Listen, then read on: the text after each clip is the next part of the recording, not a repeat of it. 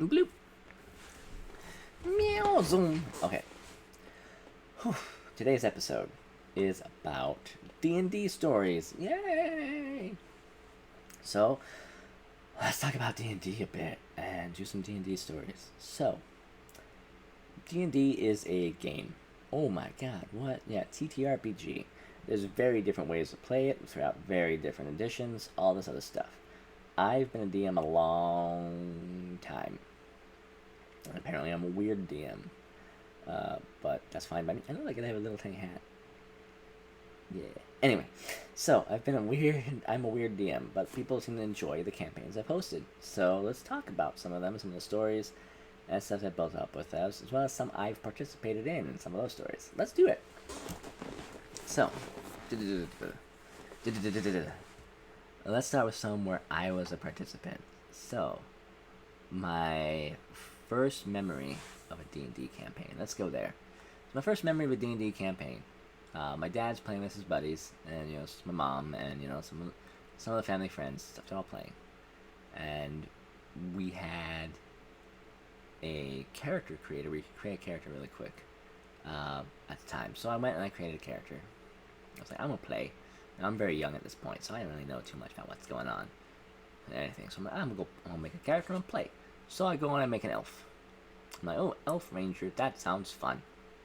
Haven't even read Lord of the Rings yet. I had no idea it was super stereotypical. And my dad was like, I go over there with my character sheet, I'm all ready to play and stuff. Like, yeah, I'm ready to play. I had access to the printer and everything, so I was able to just swim and just everything. And it was like, all right. And he was like, okay, well, we're in this tower of doom and gloom and whatnot here. I don't see why there wouldn't be other heroes around. Makes perfect sense to me. Okay. So they meet you. You're up on top of this area. You're shooting skeletons and stuff. Go. So I play as this character a little bit. I don't. It was like how I started to lose interest and. Oh yeah, I was looking at the book. I was looking at the books. I was looking at the other races and stuff. And I was reading the dwarf description because I just sort of chose elf on a whim. I read through dwarves, and this is when I discovered dwarves, and I was like, damn, this guy's cool. I like these. I want to play this guy. I want to play one of this. Yeah, I'm going to play this. So I tell me that, hey, I want to play a dwarf instead. And he's like, well, okay, and stuff like that. But, he's like, and I finish up with your character and stuff there. So, play a little bit more. I get killed by skeletons, or I don't actually die directly. I get thrown out the fucking window by something. We're in this tower, this spiraling. So here's the situation. When a spiraling tower, it spirals up into the sun. It goes up really high, like ridiculously high, and it's full of skeletons that have been like pouring out into the world.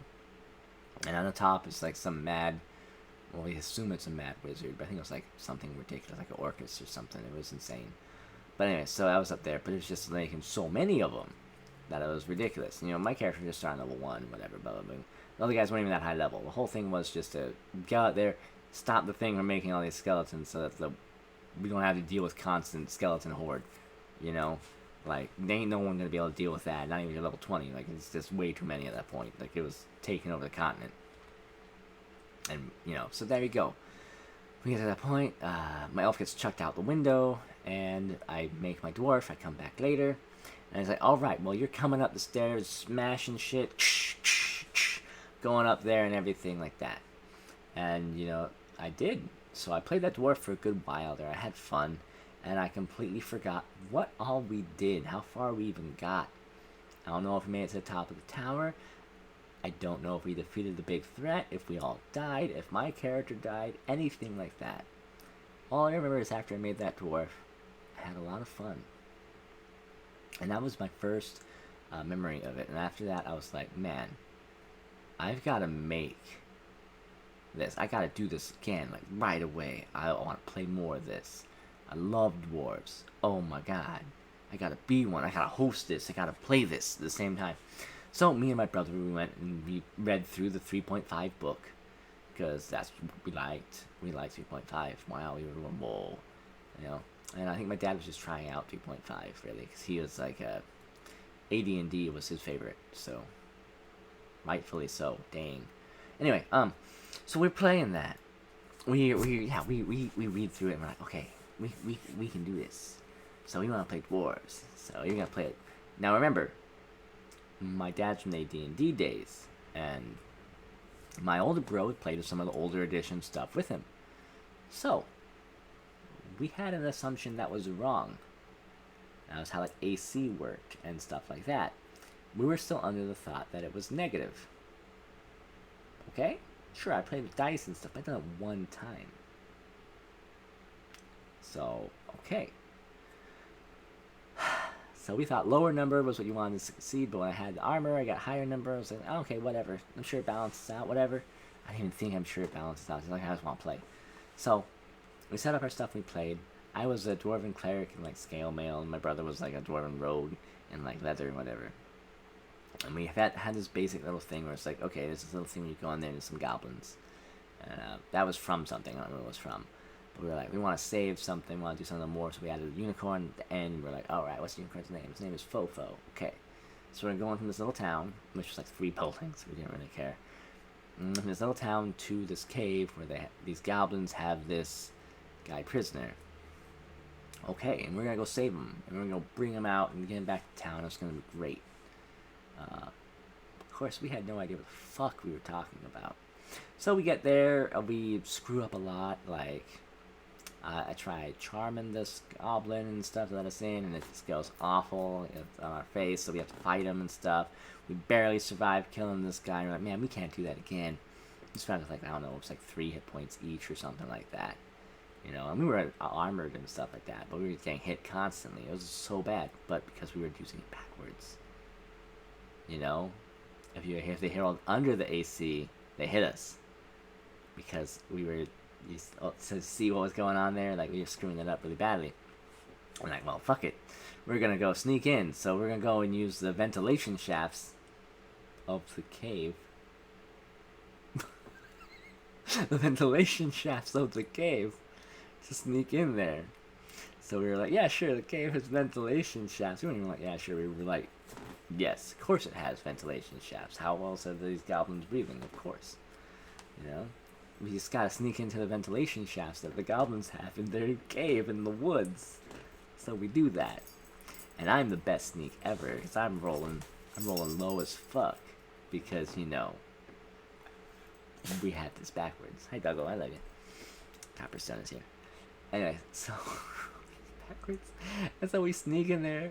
The rogue fails to the point where we all fall out of the fucking like ventilation shafts. We have to fight off these guys, and we're like, I think we used a chair, or no, it was a table. I think it was a table that they were playing cards at. We used that to like, you know, we had a shield for us and stuff.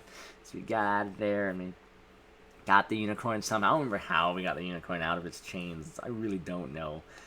I think the rogue tried like picking the locks and stuff, and I just kept failing. And so it's like, I'll do it, and I succeeded because, you know, I was the cleric and my lock picking was terrible, so I had all these negatives. So of course I succeeded because we were doing that backwards because we're stupid. God damn it. So anyways, we get him, we sneak back into the broken vent and stuff, and we shimmy our way out of there or whatever. And we get out of the place and we go running back to town with this unicorn. Save the unicorn. We're like, yeah, okay, we did a session. We played D&D, we had some fun, you know, whatever, and we come back the next day, and we read some more about it and stuff, and we realized we were doing the rolls backwards the entire time. We were so embarrassed, but we were like, well, it was a lot of fun, what a story to tell, you know, and I don't even think we played with those 2 characters again. We rolled up new characters and did other stuff. We went back to do a repeat of that scenario later, another time, which is another great story. We had a shitty little town, but now we were in a jungle, because I was hosting, right? And I was like, yeah, jungle. Okay. And we had miniatures this time, too, so I had this one miniature who was like, it was like all wearing skeletal armor over his body, and had these big horns and stuff, and he was painted like this dark green, and then the bones were painted black, you know? So he was like that. He was wearing like a big axe. And Cody was some wizard thing. I don't remember what it was. I don't remember what the miniature was either. I think he was a wizard. Oh, yes, he was a wizard, because that was important. The Firebolt was not the starting spell at the time. It was Fireball. And that was bad. We did not know. We assumed that if you had that, it's just Firebolt. This comes in big. So, we're entering the dungeon and stuff like that. Okay, we get to this area. I have this miniature of like a skeletal dog. So I put it there and I just let it lay it down. It's like, there's a dead skeleton dog in there. It's been like eaten by the goblins or whatever. And we sort of position ourselves to go fight the goblins and stuff. And get there and we're going. Okay, so we open the door to get to the goblins. And, the goblins come rushing through to us and stuff like that. And Cody goes, I cast Fireball. And so we're like, all right, cool. Well, how does it work exactly? Let's go and read it. And we go, oh. So, Fireball created, it wasn't a little bolt that goes boom and burns the enemy. It was a bazooka, basically. It went, we took a big ass radius out of there, and he died. The goblins died. I said, oh, you know what? I'm going to take out this dog thing and throw it over myself and maybe get some more AC or something, Maybe I'll survive. I survived with 1 hit point left. So I survived. Opens the door, blows us up, Opens the door, bazooka. We're all dead. I'm barely alive, I'm like, ugh. So I get over there, I get his body, and I drag him back to town. And that was our adventure. Like, I don't even know if there were more goblins in there than the ones that exploded, but the unicorn was in there somewhere too. Probably the next room over. But yeah, I just left. We went back to town to try to get him resurrected or something like that. And that was the whole little adventure we had there. But yeah, it's funny because anytime we bring that thing back, we're like, oh man, you remember that little tiny shitty little thing to do the goblins and the unicorn and whatnot? Let's bring that little mini supplement, that mini adventure back. Let's use it again. It goes wrong every time. It just goes horribly wrong every time. And so I'm like, you know what? I'm putting this scenario into my next campaign I'm doing. I'm going to do it and see how wrong it goes. So there will be a unicorn somewhere. And there will be some goblins that have kidnapped it. And yeah, it's going to be a thing I do for my players. Because I realized I haven't done it with this play group. Like, with Will and them, I've never used this shitty little campaign thing. And, it'll be interesting to see if it actually goes right. Like, a normal little tiny mini little dungeon. Or if it's going to go fucking crazy. So I'm going to include it into this, because I'm building stuff for, like, D&D Beyond and whatnot now and stuff, as well as for my players. So I built for my players, I'm building it for there, so then set up and go. So this little adventure, this little mini thing, I got to make it so it fits in the other world experience. And that's what we're doing. So I'll find a way to make it fit. Like, maybe they have it there and they want the town to pay a ransom or something, or they're trying to sell it off to different things, so they're taking care of it long term. So that way there's a long period of time after the game starts where people could encounter it. And it still makes sense. Whatever. We'll see. Anyway, so those are some of my earliest memories of D&D. And then it got going. So we had games like Icewind Dale and Pool of Radiance. Yeah, I like Pool of Radiance, but Icewind Dale was really good. I didn't get very far in Icewind Dale, though. I never got very far in it. Baldur's Gate, I got far in, but I don't think I ever won Baldur's Gate. Maybe Baldur's Gate 2. I might have won Baldur's Gate 2. And then there was a bunch of other games like that, too, like Nox Arcanum, I think it was Nox Arcanum. Stuff like that. There's a bunch of them that I was playing at the time. Things that really affected my life moving forward. And Pool of Radiance was really good, though. Baldur's Gate, Pool of Radiance. Temple of Elemental Evil was another one that came a little later, and I got really far into that one. The Neverwinter Nights games, played those as well. Those were a lot of fun. But yeah, that's that basically. So that's the early experience stuff. But from there, I built up into playing more, doing more, and one of the campaigns I built was called Haergon's Keep. Haergon's apostrophe S. Keep. Haragon's Keep. What it was this guy, who, yes, is called Haragon, and he was bald, but I did not put those two things together until way later, until after players were playing it, actually. That's when it became a thing, and I was like, dang, I did not make that connection. So stupid, I know. But anyway, so I built that place, and it was built on the concept of this guy built a tower all the way up to heaven. Alright, that's what he did. He did it. That whole thing of, like, you know, the Bible and stuff with Babel. Like, he succeeded on his own. He built it, ching, ching, ching, ching. Got it done. And, you know, basically he got up there and became, like, deified and whatnot. Like, became a deity, and he came back down to go conquer the world, basically. That was the story. That's what we're going with. So it was full of all sorts of things that he gathered, like goblins and stuff were in there, just sort of fucking around with his shit because it got him so big. And, you know, there's all sorts of monsters and stuff, and traps and mazes and things. Like, basically, as you go up the tower, you face different aspects of yourself. Like, you're put face to face with your fear, you're put face to face with your failures, your shame, all this other stuff, you know. And there's really cool traps and things that played along with that. But, I made a few NPCs to be around, and this one guy had, like, no face and stuff like that. And he was, like, a good guy, though, but he had no face. Like, his face was ripped away. There was just bones there and stuff. It was fun. I had this little gobliness, which I didn't realize little goblin ladies were going to be a thing that I would be making regularly and having a lot of fun with. But, this is the first time I made one. You know, it was in Haragon's Keep, and, kept putting them in. Kept putting them in. I love them. And then after the goblins got a history in my worlds, I loved them even more. Started using them even more often. Because, you know, there's that first little bit with the fofo thing. Then I didn't really touch goblins, except for occasionally as a little character would pop in. But this is the one that defined as, yeah, little character's going to pop in, we're going to see it, and they're going to be kind of part of the story. So I had this little gobliness who went around, and she was sort of like trading goods and stuff, and she'd like send someone a good thing to help them out, like, you know, throw the players a sword or something when they had no equipment, because they're in prison, of course, you know. That's how all D&D campaigns start. You don't have any gear and you're in prison. Duh. Morrowind taught me that. That's not a D&D game, that's a computer game, but, you know, like, that was a common way for things to start.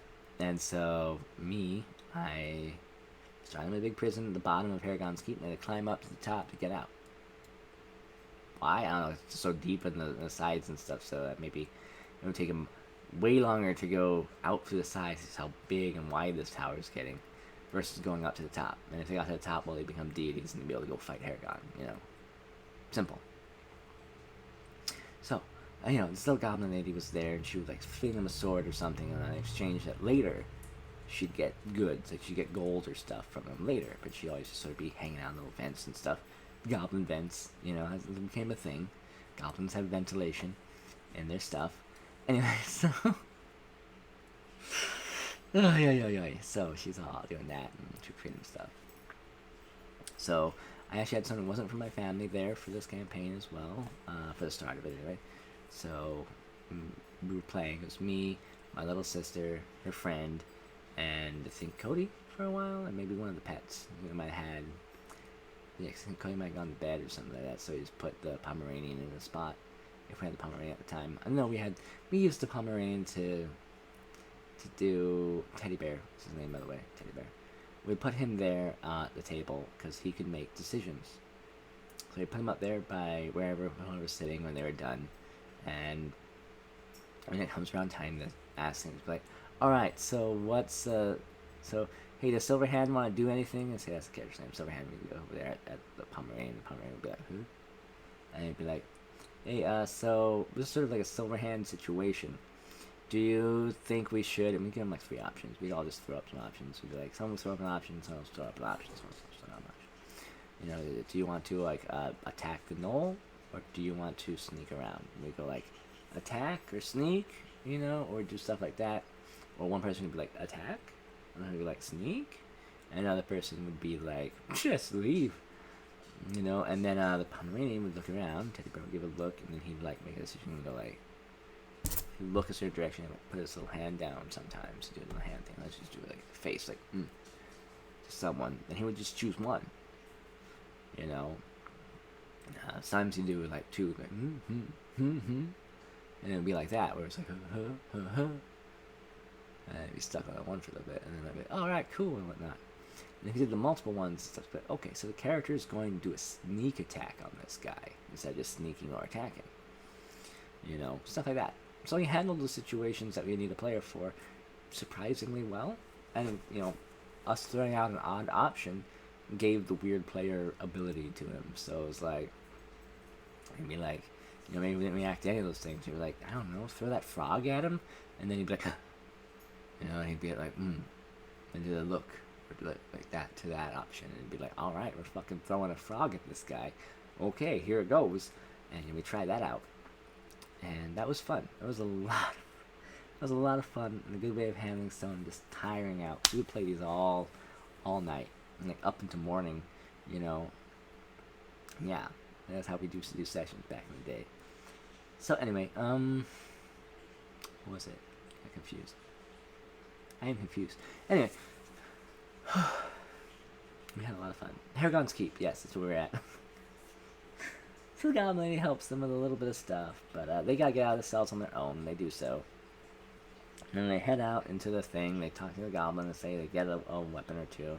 And they go and they break down a door and they get into there and they sort of just fucked around for the rest of the night, like up until morning. Like we made like no progress at all. I don't think we got to even one of the puzzles I had planned, and I had ones off of like shame and sorrow and despair and fear. I know that was for sure. And then toil was one. Stuff like that. Got through none of it.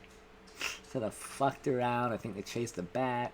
They did some exploring. They rummaged through some things. They tried putting pieces of metal together into like something resembling armor. Oh my god.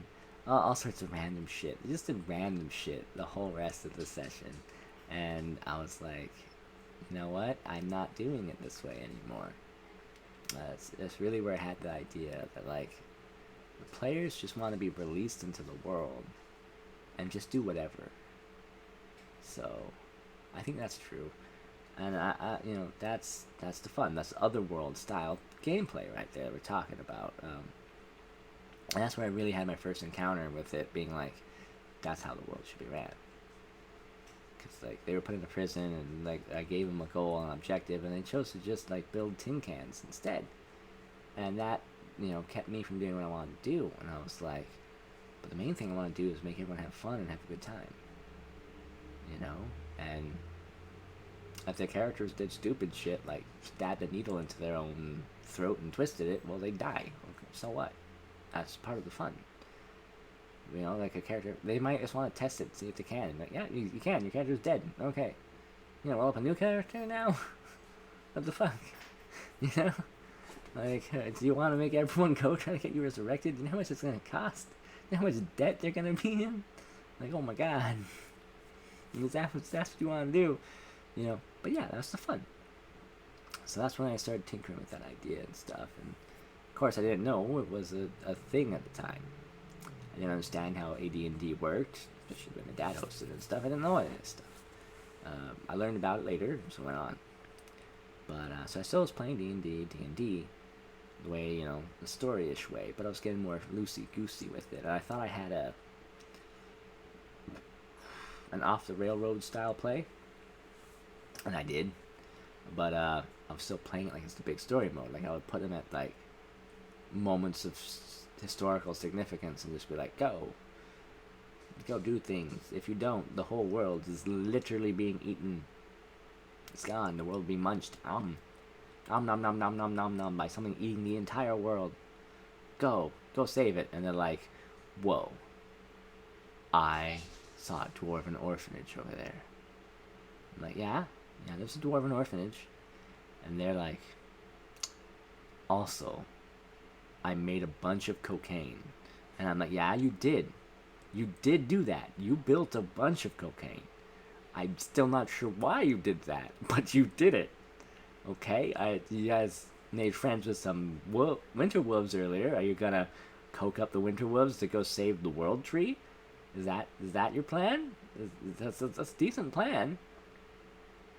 Like, no, not at all. We're gonna go take over this orphanage.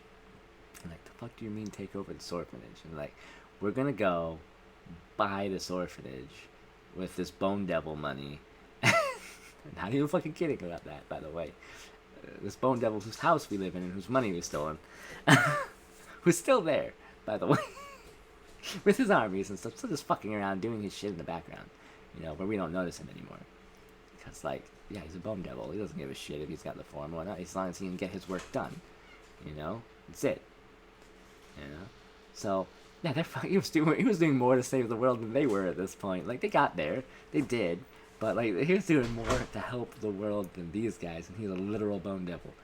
Anyway, like, yeah, let's just fuck around and they go to this orphanage. So they go there, they go to the orphanage, they meet the people, they charisma check them into being like decent friends. They buy the place and stuff, offer to fix up the beddings and all this stuff, and doing all these things, and they convert it into a smuggling operation where the dwarven children carry cocaine on or in their persons across the kingdom to buyers and sellers. That's what they did while the world tree burned. Yeah.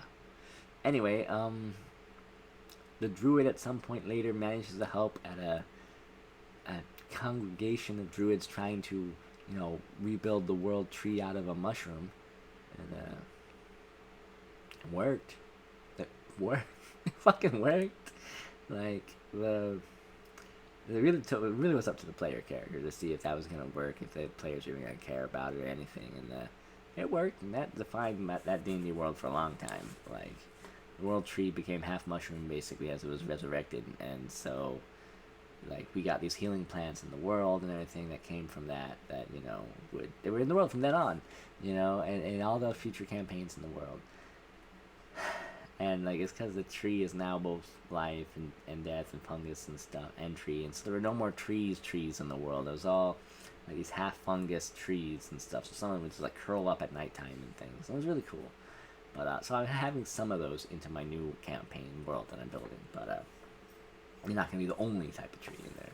This will be one of the kinds of plant things in the world. So, yeah, I'll put like folding trees or something like that and things. But, yeah, that was a thing that happened in the middle of that. I don't understand why, but that's what they did. I had another thing happen where one of my players was like, hey, can I be a god? And I was like, sure, whatever. But that's not going to be what you start as, okay? But it's okay for you to be one. Had as a cool backstory. We'll unlock it when we get down to a certain point in the plot. That'll be cool. It's kind of saying in plot terms. And they're like, alright, cool. Well, I guess my normal body will be like this and stuff. This will be the avatar of the god, basically. And he'll be like this, and this, and this, and this, and I'll, help the god in but not know about it and stuff. And I was like, oh, that's really cool. I was like, yeah, basically only if my character dies, because then we'll do that. So it can be a whole cool plot moment and everything. I'm like, oh, right, that's badass. No, we'll make it work, It did not work out really well. So, because we can get resurrected after dying. Then the god would come out. So I was like, oh yeah, we got a really cool moment. So he was getting injured really badly in the first session and stuff and whatnot. And one of my players had the idea like, well, you know what? Can we buy a scroll of resurrection? Is that a thing we could do? Is that something in this world? And I was like, well, yeah, there's a few, but they're at like the maid shops or whatnot. They're about twice as expensive as they are in the book. And I was like, all right, cool. So we'll just kill them. And I'm like, wait, what? I thought you were doing future planning while everyone else here was trying to fix his wounds and stuff. And he's like, yeah, no, we'll just kill him. Just kill him. I just kill him. He's done. So they just kill him. And I was like, yeah, we're just gonna go buy a resurrection scroll. And we're just gonna resurrect him because it's so much cheaper than trying to deal with this injury stuff and handle this whole situation that's building up around it. So no, we're just killing him, and we're gonna resurrect him. So I'm a man of my word. And okay, These players did not talk before this. They did not come up to this as an idea to get the deity there early. No, because this guy was just as shocked as everybody else when the Dragonborn dude who, they saved him a tower with like water from, the abelisks and stuff like that.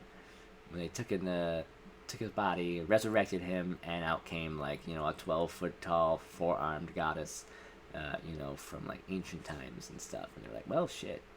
And I was like, yeah, well, there's the level and everything. You're level 20 and whatnot. That was the minimum level for deities as far as I knew, because the CR was typically 20. So I was like, yeah, minimum level for one would be 20. That makes sense to me. Did all that stuff. And so that was out there in the world, and I was like, all right, well, there's a deity there, and all the creatures that would go after a deity and whatnot that these guys have as enemies are now going to notice, hey, there's a deity there, and they're going to attack. So we had creatures who were capable of draining like 20 constitution per hit, show up and attack, and people died. We lost some characters who I thought were going to last the whole fucking campaign through, but they died. And other people were just like, fuck it, escape, man. We gotta run, bitch. Shit this out. And things. And it was just so weird. But yeah, that happened. You can't control it and stuff. Like, well, at least not if you're doing it right. If you're doing it right, the world's gonna live around you, and it's gonna be its own thing. And that's just how D&D goes. Imagine an otherworld experience. And of course, I was still trying to do story experience at this point. I didn't realize what I actually wanted to do. So,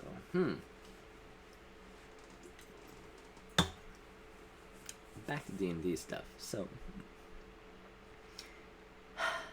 man, there's so many interesting. I'm just trying to think off the top of my head what ones to tell and what's going on here. I guess that one would be a good one to tell. See that over there? That's a creature I made. I've had that creature since, I don't know, a little after Haragon's Keep. I've had them. So, old. Called an Aetherai. Now, what it does is it's a creature that was cursed or whatever. It used to be a Yalu, which is a type of underground elf thing and whatnot, who is made entirely out of plants. Okay. Used to be that, and that would, feed off of light and stuff and bring it down into the world and things, whatever. Anyway, used to be that. Now it's that. Really a weird werewolf made out of plants. It's like, it's stabby and stuff. But I still got like elf-looking ears. Anyway, this thing, oh boy, they feed off of magical energies, so they steal a bunch of magic stuff and whatnot. That's what they do. So when my players had stuff that was too OP, I would send these guys there. And what we would do is we'd give a little mini mission that would lead to the players becoming powerful enough to wield this stuff and it not affect things in a weird way. So I could just move some things that would have been naturally in the path of this that I wanted to encounter, and there you go. We get the whole thing, they'd get their stuff back and whatnot, and they'd be badass by the time I'm able to actually deal with that in a way. Because, I was still running it like a story, and I was like, oh no, that's ridiculous to have this. No, it's going to ruin everything. Because I was still young and stupid. Instead of being like, fuck it, they have all 3 Excaliburs and they're level 1, who gives a shit? Unleash them on the world. They even have the scabbard, cool. I don't care. Fucking go there and create a legend, man. You're going to be famous. I wasn't thinking that way. I was like, oh man, no, I gotta do something to correct this. So I would send these guys. And, now these guys are a thing I just have in my worlds. And these guys lived in the Underdark and whatnot, so they take things down there. So of course you'd have to level up to go get your stuff, because you'd have to go get them. And they were sneaky little bastards who were telepathic and stuff and whatnot. And so they'd steal your shit and run. That's what they did.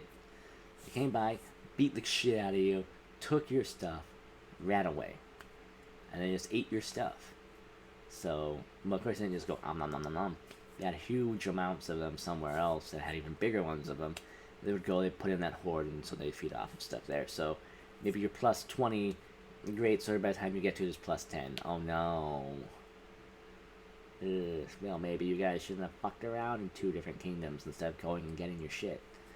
Anyway, typically I wouldn't do that though. Like, they just got their shit back in proper condition, but, it's usually like if they got down, they'd be like, oh no, they're about to start feeding off of your thing next, so you gotta make a decision. Ooh, what are we doing?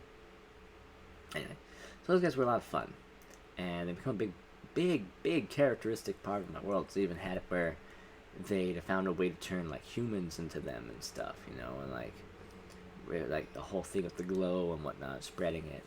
So that was really cool. I got a lot of good stories out of them. Oof. But mainly they were like sidekicking the story into Overdrive so that the good stories could happen around them, as opposed to being the good story themselves.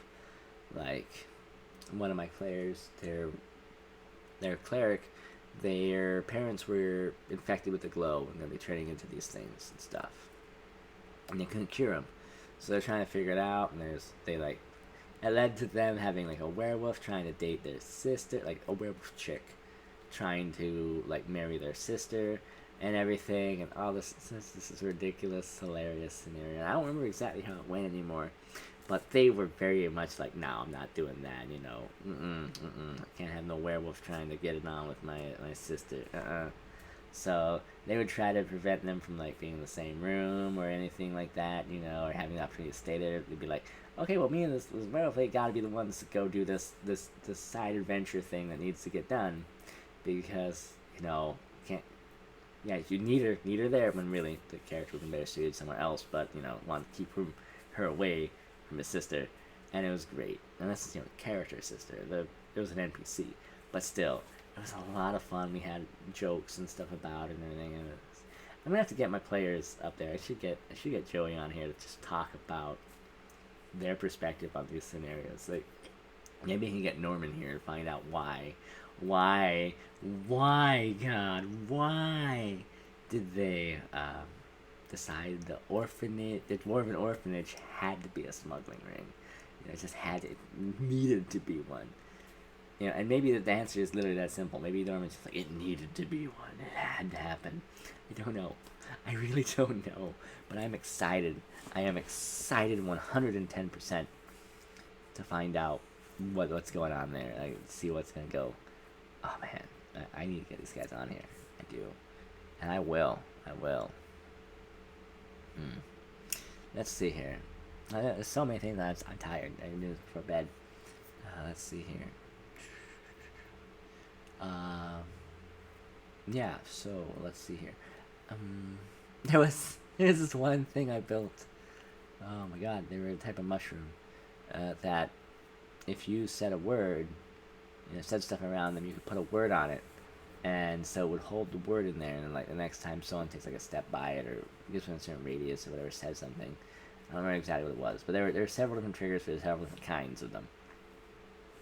It would trigger it to say that word, so it'd be, the ones that they had, my players did, was one where you step on it, and it says the word from that conversation. So that was said next to them last or whatever. So someone stepped on one, crushed it, and it said like the, and that was like door, and it like opens, eastward, or whatever, or east, and then word. And I don't think they found them in the right order either. They found them in the right order. It's like, but it gave you a little simple puzzle, something simple like that, and it had something about a door and how to open it. It was great. So my players had the clues, but they had no idea what the fuck was going on. So they wound up just bullshitting their way through it, because I made like a little physical cutout thing and stuff too, so they could put it together. And they wound up like, using this whole thing, tearing out a piece of the thing, and it's solving it that way. And they did solve it. They solved the puzzle, but my god, they had such difficulty.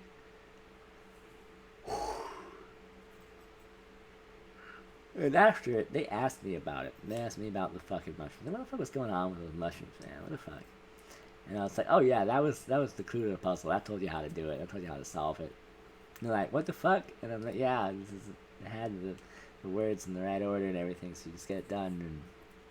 And you found them in this weird order, and you never put them together. You're just like, man, that's weird. I'm gonna keep stepping on these. Okay.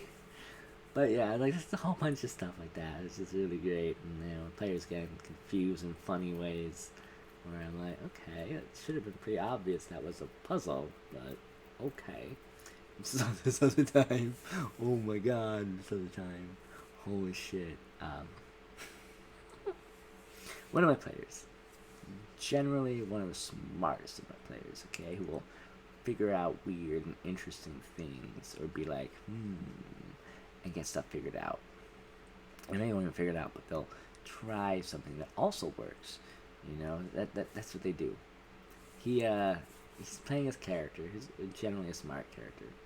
He goes to this passageway, and we're in the Underdark, and they have hands fall on them elsewhere and all sorts of other shit.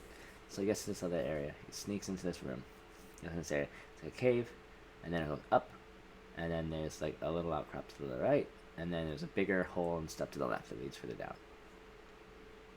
The little outcrop on the right has a chest in it. So he goes to open the chest, and it casts a spell on him, because it's linked to a spell that's right underneath it, where it just casts a spell. And so it hits him with the spell and damages him. I don't remember exactly what the spell was anymore. It was like hex something or whatever. It hurt them. And so they were like, ow, that hurts. And they punched it. And that hurt. And then they punched it. And that hurt. And then they punched it. So that hurt. And then they punched it. And that hurt. Until we used up all of the spell charges on this thing. Which I think I just rolled like a d12 for how many charges it had. Before, the players even touched it. They're like, alright, cool. You know how many charges it has. So when they... Here's what I was thinking. Because of other smart, intelligent things they'd done. I was like, oh, obviously, they'll wind up climbing up here, where this chest is, after it attacks them the first time. Be like, huh, what's going on? Maybe they'll try moving it.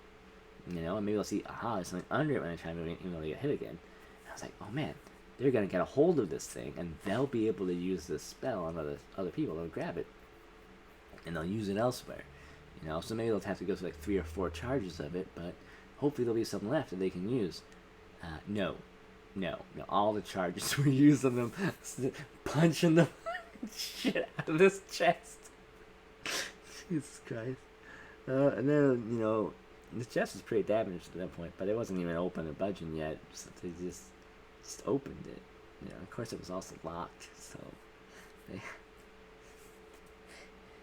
just unlocked it. There's no extra trap, because I was like, well, alright, you had the trap. I rolled 1 trap on it, so, that's fine.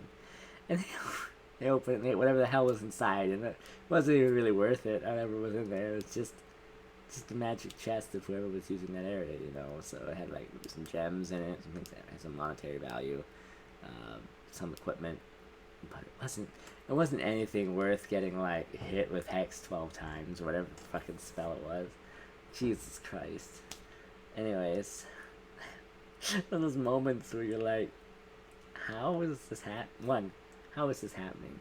2, how is this happening to you? Like, what? You're the guy who solved this other crazy puzzle over here, and this thing over there, but you can't not punch a chest? I don't understand. Chess. There's another really good story about chess. Holy shit. So I'm a player. And my brother's a player, and a few of us are players, and that same guy who did the chest punching character, he's the DM this time. And we're walking through this area, and we walk in, there's a chest. We open it up, there's like a feather in there or something. We take the feather, because of course we do, we're gremlins. So we close the chest back up, we walk into the place, and we can't figure out what we're trying to do here. We can't get it done, we can't figure out this puzzle. It's saying, that which has been forgotten must be blah blah blah blah blah. Basically, what it meant was we had to solve the puzzle to open up the next part of the room by putting something into the chest. Well, we didn't know. We never figured it out. My brother was playing as a chimera. He started as a gnome, but he became a chimera because weird stuff went down. He had 3 heads. He would roll for which head had control that day. The goat had control this day, and we have so many goat jokes because of this. Okay, and the campaign I hosted, so many goat jokes, but yeah, the goat is in charge. So the thing's going like, that's how he's running around, like the most derptastic thing you've ever seen in your life. And I'm walking around like that, the lion head is sort of like, why am I here? I hate my life. And the snake head is like, oh, I'm so depressed. What the fuck? Sliding along the ground sometimes. While and like, the goat head is sort of, for some reason we decided goats were beyond negative intelligence. Like, it was just ridiculous. Like, how is it alive? It was the thing. Anyway, so the goat is decided as we're walking back that it's going to go. Well, some of us start walking back. Not everyone's saying yet. Some of them players still really focused on us. The goat's like, I'm gonna go do something. So he goes. My older brother takes his character, has to go over to that chest, open it, and shit in it. So shit in the chest. Literally shit. It's like the floor of this thing is like a red velvet carpet and all that leading up to this, and then it's a little up thing in the thing, and it like come here, opens up the fucking chest, twists his butt down, boom, so it's like heads down here, and his ass is way up there, and it's just shitting in this chest, and then done closes the chest, lets it walk off. The doors open up wherever we need to go further in. We're like, I got the doors open and whatnot. So we're like, what the fuck? And so we all go, we go finish the adventure and that, but we literally can't even remember the rest of the adventure there. Like it doesn't fucking matter or register to us at all. What matters is the goat shit in the chest, and that solved the puzzle. And so it was like, just shit in the chest. Like, so dumb. Oh my god. But yeah, so we it's little mini memes from that and stuff there. I know this wasn't the best or most concise video about this whole subject thing, but jeez, shit in the chest is just shit in the chest.